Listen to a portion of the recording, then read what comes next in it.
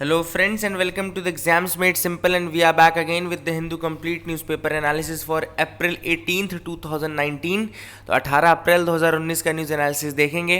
Before we start, those who want to get the PDF of current affairs, they can get it from the links given in the description and comment section below. तो description और comment section में links हैं, आप वहाँ से PDF ले सकते हैं current affairs की, and that will be it for your prelims examination as well as mains examination.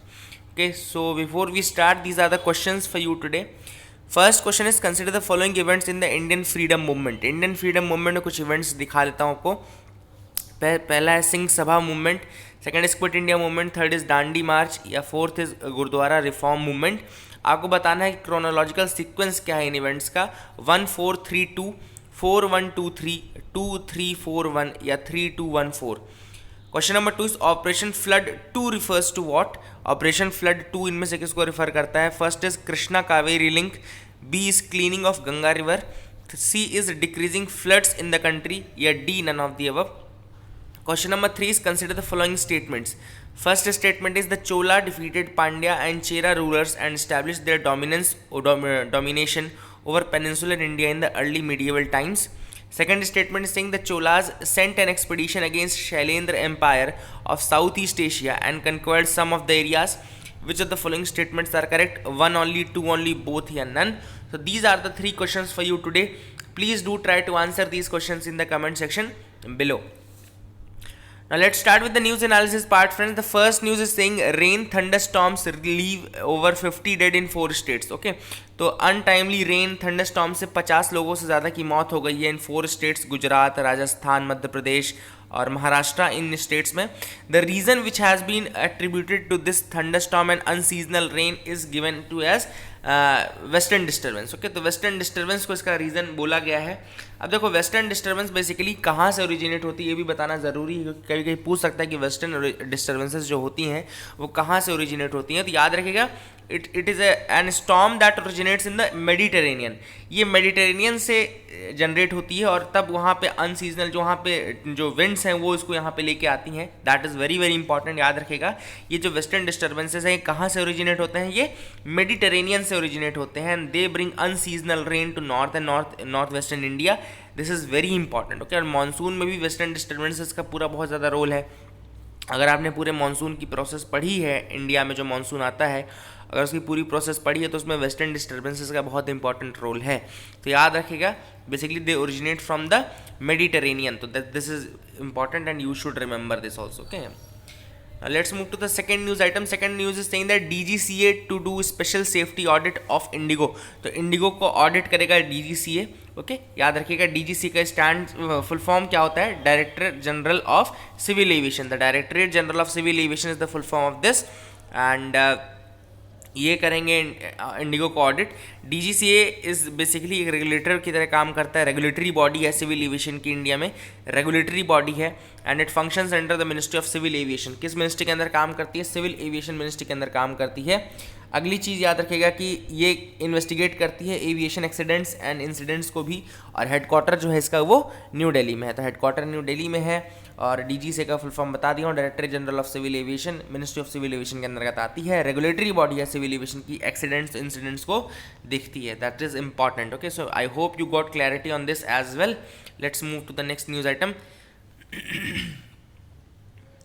अगली न्यूज़ की तरफ मूव करता है. देखो योगी आदित्यनाथ के ऊपर थोड़ा उन्होंने इलेक्शन कमीशन ने बाउंडेशंस लगाई थी कि 72 घंटे तक आप कोई प्रचार प्रसार नहीं कर पाएंगे, बट उन्होंने वो भी ब्रेक कर दिया. तो इलेक्शन कमीशन की बात को भी अनसुना कर दिया. अब देखते हैं कंटेंट ऑफ इलेक्शन कमीशन के केस में क्या करते हैं इलेक्शन कमीशन वाले, ये देखना पड़ेगा. क्योंकि अभी वैसे भी सुप्रीम कोर्ट ने इनको टूथलेस बोला था कि आपके दांत नहीं है ना. तो क्या उन्होंने दांत लगवाए कि नहीं लगवाए देखना पड़ेगा.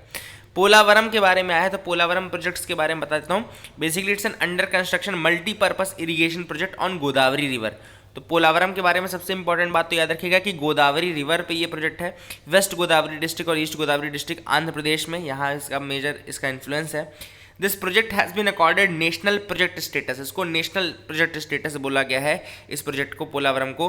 And it will be the last one to be accorded this status. ये ऐसा प्रोजेक्ट है जो कि लास्ट वन रहेगा जिसको कि नेशनल प्रोजेक्ट स्टेटस मिलेगा. That is very important. Okay, I hope you got clarity on that as well. Now Chenchus believe the fox ushers in fortune. Okay, तो ये चेंचू ट्राइब के बारे में आपको बेसिकली कुछ चीज़ें बता देता हूँ। चेंचू ट्राइब के बारे में आपको पता होगा ऑलरेडी कि जो ये ट्राइबल्स हैं ये आपके पाए जाते हैं आंध्र प्रदेश तेलंगाना रीजन में। चेंचू ट्राइब जो है बेसिकली एक प्रिमिटिव ट्राइबल ग्रुप है, it's a primitive tribal group. और ये कहाँ पाया जाता है, ये आपका पाया जाता है बेसिकली आंध्र प्रदेश और तेलंगाना में। एक और चीज़ याद रखिएगा कि यहाँ पे नागार्जुन श्रीशैलम टाइगर रिजर्व की बात की जा रही है। नागार्जुन श्रीशैलम टाइगर रिजर्व जो है बेसिकली वो इंडिया का सबसे बड़ा tiger reserve, it's the largest tiger reserve of India. यहाँ पे दिखा देखो, श्रीशैलम नागार्जुन सागर टाइगर रिजर्व, ये जो है ये इंडिया का सबसे बड़ा टाइगर रिजर्व है।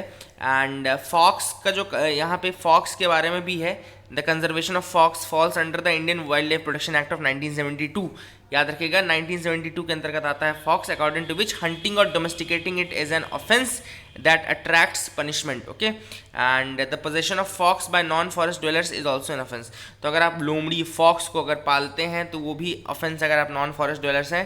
एंड हंटिंग और domesticating it is an offence, 1972 के एक्ट के अंतर्गत फॉक्स को प्रोटेक्शन मिली हुई है। ओके, याद रखिएगा।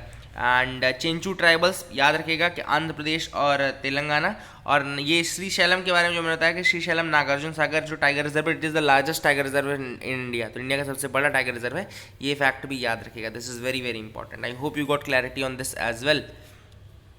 Let's move to the next news item, आगे की तरफ मूव करते हैं। और TikTok has been removed from Google Apple app stores. तो जैसा कि जो नए हैं वो तो नहीं आ पाएंगे इस झांसे में, पुराने वालों का मुझे नहीं पता, जिनके में था उनका क्या हुआ। अगर आप में से किसी के में था तो बताइएगा ज़रूर क्या हो रहा है, चल रहा है कि नहीं चल रहा है ना। I never downloaded it but I think कि आप में से किसी ने भी अगर किया होगा तो ज़रूर बताइएगा कि क्या चल रहा है, वो अब चल रहा है कि नहीं चल रहा है। नए लोग तो नहीं चला पाएंगे एटलीस्ट। और that has ended well. Visit to all protected monuments is free today. अब ऑल प्रोटेक्टेड मॉन्यूमेंट्स आज आप ऐसे ही जा सकते हैं, कोई उसका पैसा नहीं लगेगा। और क्यों ऐसा हो रहा है, because this is world heritage day. Okay, world heritage day है अप्रैल 18 को। एंड ये जो डे है ये अनाउंस किसने किया था, इकोमॉस ने, यानी कि international council on monuments and sites. International council on monuments and sites इसने 1982 में अनाउंस किया था अप्रैल 18 को एज वर्ल्ड हेरिटेज डे। जो थीम है इस बार की वो है rural landscapes. Okay, the theme is rural landscapes. ICOMOS का नाम याद रखिएगा, international council on monuments and sites. इसने 1982 में अनाउंस किया था वर्ल्ड हेरिटेज डे को, इकोमॉस। अब इकोमॉस जब आया न्यूज़ में तो उसके बारे में बता देता हूँ। इकोमॉस बेसिकली जो है एक प्रोफेशनल एसोसिएशन है that works for the conservation and protection of cultural heritage places around the world. Okay, cultural heritage places के रिगार्डिंग ये काम करते हैं। हेडक्वार्टर इनका पेरिस में है, the headquarter of ICOMOS is in Paris. कहाँ पे हेडक्वार्टर है इकोमॉस का, पेरिस में है। It was founded in 1965 in Warsaw. कब बना था ये, 1965 में बना था, वॉर्सो में बना था as a result of Venice charter of 1964। तो वेनिस चार्टर 1964 का था, उसके थ्रू ये 1965 में बनी थी बॉडी इकोमॉस। याद रखिएगा, conservation and protection of cultural heritage places बहुत इंपॉर्टेंट है। हेडक्वार्टर इसका पेरिस में है और ये ऑफर करता है advice to the UNESCO on world heritage sites as well. UNESCO को भी ये वर्ल्ड हेरिटेज साइट्स के रिगार्डिंग एडवाइस करता है। तो इकोमॉस के बारे में आई होप आपको क्लैरिटी आ गई होगी। एंड पुराना किला जो सफदरगंज टूम्ब है दिल्ली में, गोलकोंडा फोर्ट है हैदराबाद में, टीपू सुल्तान पैलेस है, एंड फोर्ट सेंट जॉर्ज है चेन्नई में। ये सब देख लो, फोर्ट सेंट जॉर्ज कहाँ पर है, चेन्नई में है। सफदरजंग टूम कहाँ पर है, दिल्ली में है। पुराना किला कहाँ पर है, दिल्ली में है। गोलकोंडा फोर्ट कहाँ पर है, हैदराबाद में है। ये सारी लोकेशन में आप फ्रीली आप जा सकते हैं, यहाँ पैसा नहीं लगेगा आपका, है ना। अगर आपको जाना है, अगर आप आस पास हैं तो आप जाके देख भी सकते हैं। बता दीजिएगा, हमने पेपर में पढ़ा था, अगर पैसा मांगे तो। फॉर अ फ्री रेफरी, अब यहाँ पे जो एडिटोरियल है वो इलेक्शन कमीशन के ऊपर है, that should be seen as an impartial referee. अब ये भी रिसेंटली जो इलेक्शन कमीशन ने 4 बड़े बड़े पॉलिटिशियन के खिलाफ ये दिया था, उनके लिए एडवाइस दिया था कि वो 72 घंटे तक कोई कैंपेनियरिंग ना करें, तो इसके ऊपर ये बोला गया है। अब election commission needs to build upon a fundamental premise of the rule of law. Election commission को चाहिए कि रूल ऑफ लॉ को प्रिवेल करे एंड ये चीज़ क्लियर कर दे कि आप जो कोई भी हैं, लॉ हमेशा आपसे ऊपर रहेगा। लेक्स रेक्स बोलते हैं उसको।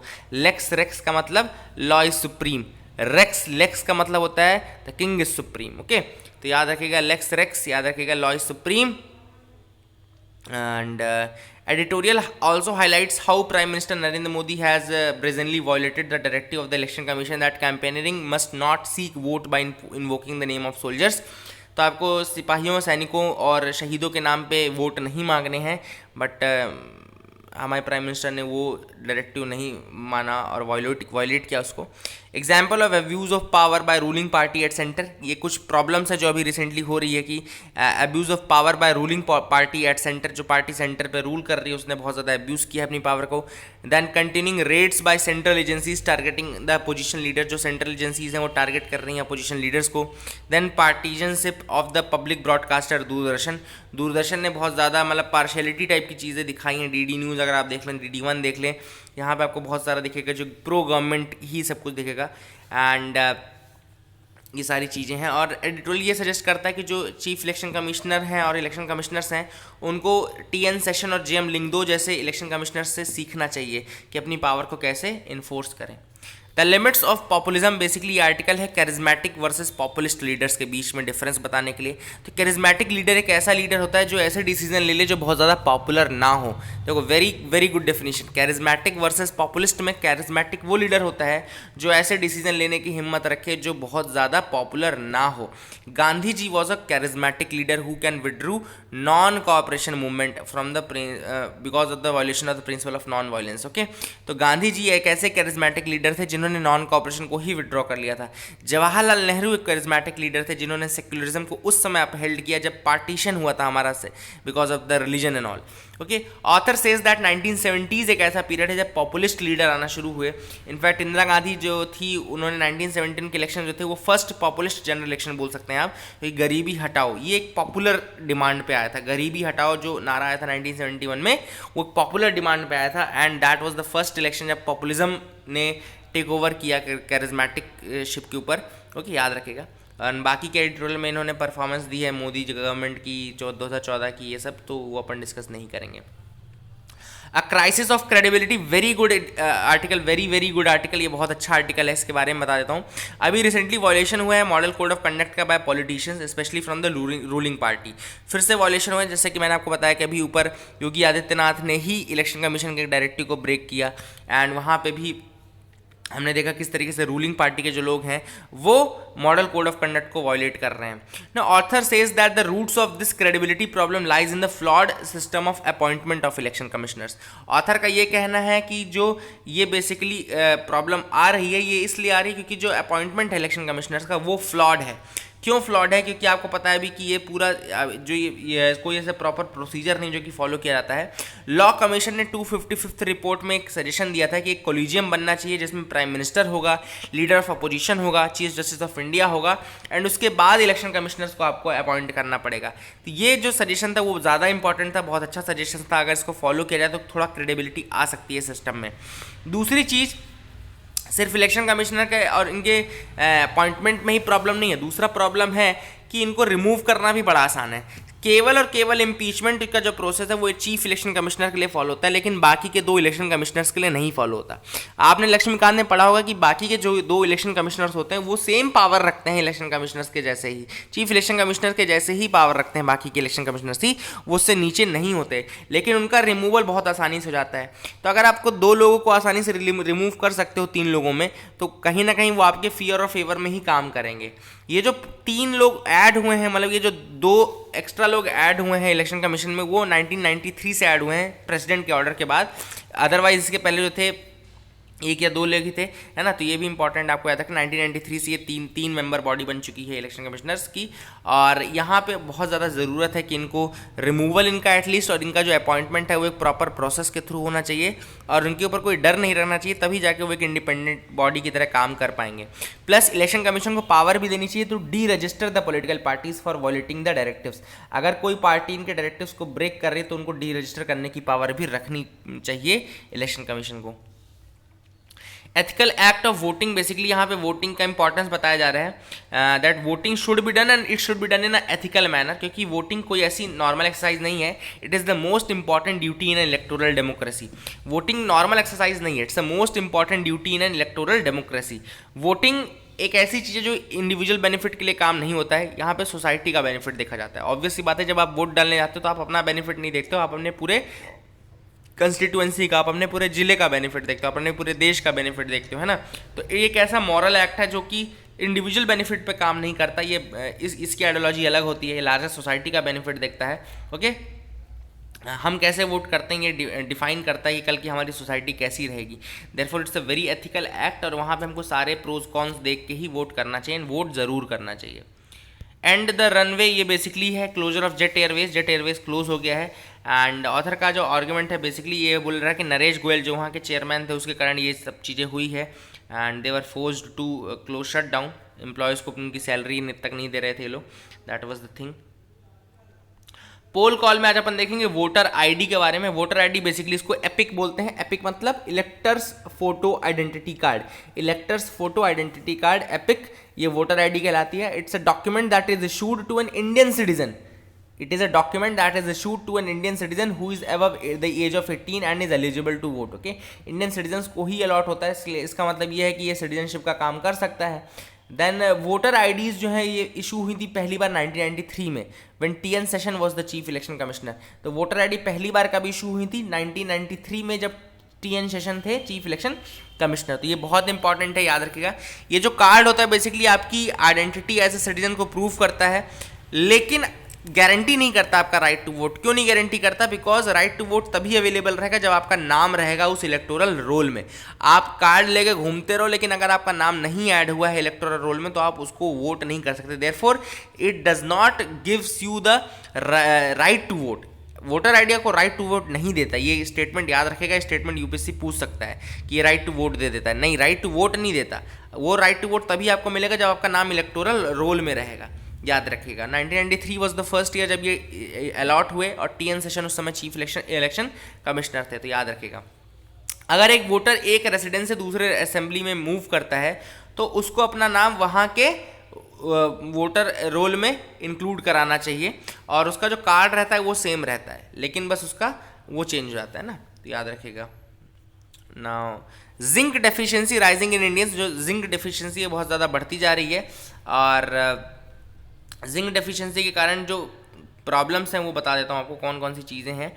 Wilson's disease, sickle cell disease, chronic kidney disease, chronic liver disease, they all are associated with the zinc deficiency. तो आप अगर कोई ऐसा आंसर लिखें आंसर राइटिंग के दौरान कि इंडिया की जो हेल्थ कंडीशंस हैं उसमें, तो आप उसमें जिंक डेफिशिएंसी का ज़रूर जिक्र करिएगा। Position of on Masood Azhar remains unchanged, this is what China is saying. China ने कहा है कि कोई उनकी पोजीशन में चेंज नहीं हो रहा है। और 1267 कमेटी का भी जिक्र किया, तो UNSC 1267 committee was established to resolution 1999 में हुआ था basically. It is known as al Qaeda and Taliban sanctions committee. क्या कहते हैं इसको? अल Qaeda and Taliban sanctions committee बोलते हैं। And it was established for the purpose of overseeing implementation of sanctions measures imposed on Taliban controlled Afghanistan for its support of Osama bin Laden. It was established for the purpose of overseeing the implementation of sanctions measures imposed on Taliban controlled Afghanistan. तो याद रखिएगा 1267 committee याद रखिएगा, this is very important. It's 1267 committee, UNSC committee है, याद रखिएगा इसको, है ना। And this committee comprises of all 15 members of the UNSC and makes it's decisions bye consensus and secretly अपने डिसीजन लेती है। 15 मेंबर्स हैं सारे के सारे यूएनएससी के इसमें। If a single member opposes then there is no consensus. Consensus से काम करती है, अगर कोई एक मेंबर भी अपोज कर गया तो ये काम नहीं करेगी। यहाँ पे चाइना अपोज करता है basically, that is the thing which we need to remember. एक 2462 कमेटी भी थी ना, मैंने बताया था टेरर फाइनेंसिंग के लिए, तो वो भी याद रखिएगा 2462 टेरर फाइनेंसिंग के लिए। एनसीएलएटी का नाम एक बार फिर से आया, ये न्यूज़ इंपॉर्टेंट नहीं है बट एनसीएलएटी फिर से बता देता हूँ। National company law appellate tribunal, ये कंस्टिट्यूट हुई थी सेक्शन 410 ऑफ कंपनीज एक्ट 2013 के अंतर्गत। ओके, तो section 410 of companies act 2013 NCLAT के बारे में बताता है। सेम जो इंसॉल्वेंसी एंड बैंक्रप्सी कोड का सेक्शन 61 है वो भी बताता है, 2016 का इंसॉल्वेंसी एंड बैंक्रप्सी कोड 2016 उसका सेक्शन 61 भी बताता है एनसीएलएटी के बारे में। ये अपीलेट बॉडी इसको बोलते हैं, national company law appellate tribunal.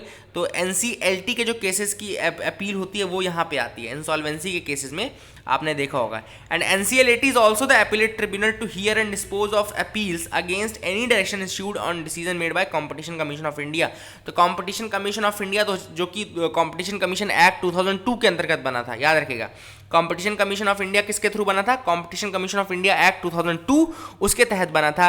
And उसके भी जो केसेस हैं वो भी एनसीएलएटी में ही अपील में जाते हैं, ये भी याद रखिएगा, दिस इज ऑल्सो इंपॉर्टेंट। है ना।